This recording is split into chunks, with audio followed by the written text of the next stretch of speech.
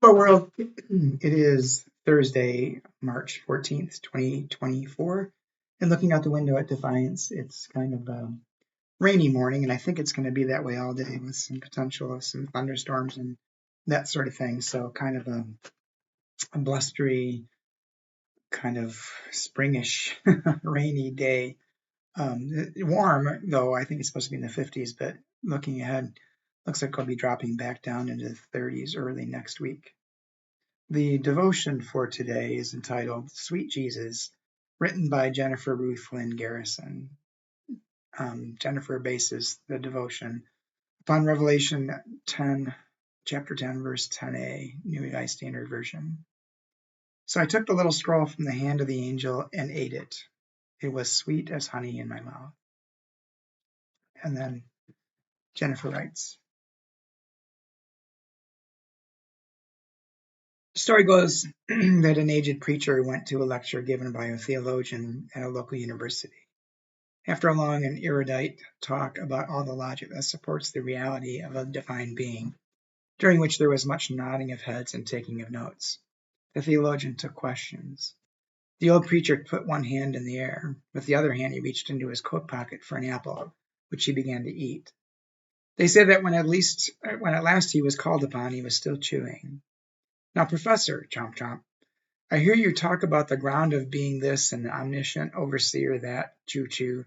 But I wonder, gulp gulp, can you tell me what this apple tastes like? The professor sighed with exasperation and replied that of course he could not. So let me get this right. Unless you've taken a bite, you don't know what it tastes like. Is that correct?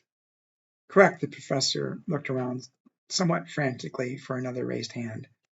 I do believe, the preacher continued, that you have not yet taken a bite of the living Christ either, because I have tasted Jesus, and he is sweet. For people with an embodied faith, whose God came to us in the form of a living, breathing human being, we are often a curiously disembodied people.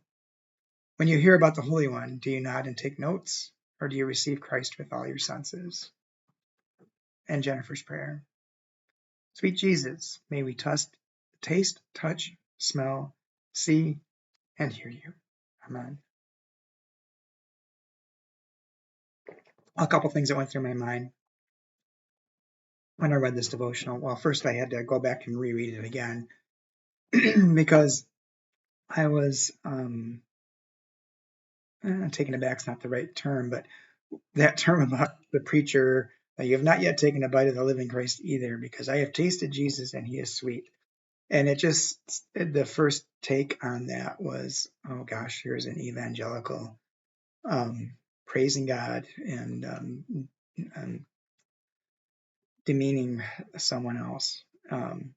So I went back and reread it again, and then I realized, well, the theologian that was speaking was talking about head knowledge of God, head knowledge to support the presence of a divine being. And sometimes I think you have to get out of your head and get to your heart.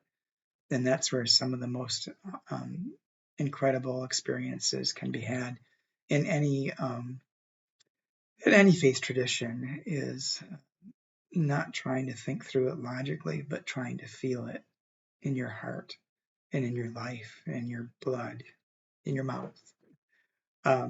So when I reread it and I read that again and I understood what the devotion was really talking about, is experiencing the living Christ. And I think we do that through the way we act as the hands and feet of the living Christ in the world.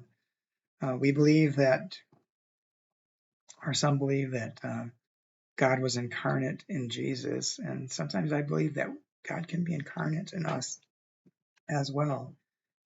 Jesus showed us what it looks like when we embody God in our lives, and the flavor is sweet.